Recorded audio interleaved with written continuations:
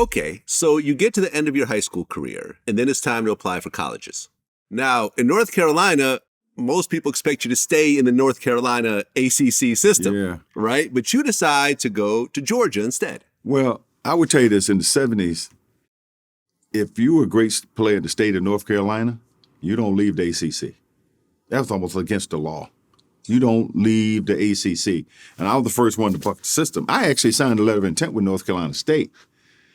But at the last minute, I changed my mind because they were comparing me to be the next David Thompson and all this, and I didn't want to be compared to well, that's part of it.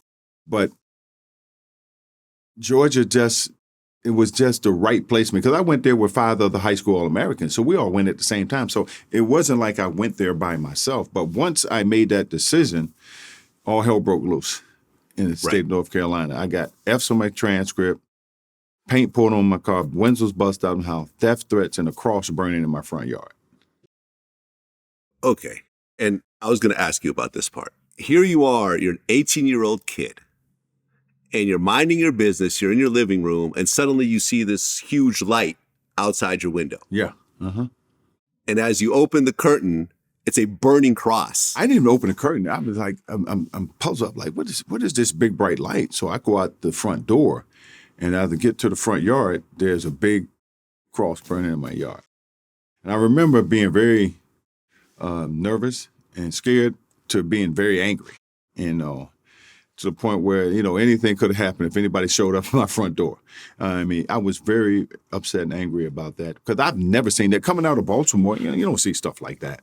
But it was the South, so nothing ever surprised you in the South, especially in those days. Right, this was 1979? 1970. Hey, we had white prom and a black prom during that time. Wait. You didn't have integrated proms during that time? Only thing that was integrated was sports. That was it. But social issues, events like stuff like that, didn't interact. And again, it was a puzzle to me because I didn't go to my prom. I said, we're going to have to go to our prom in the recreation center.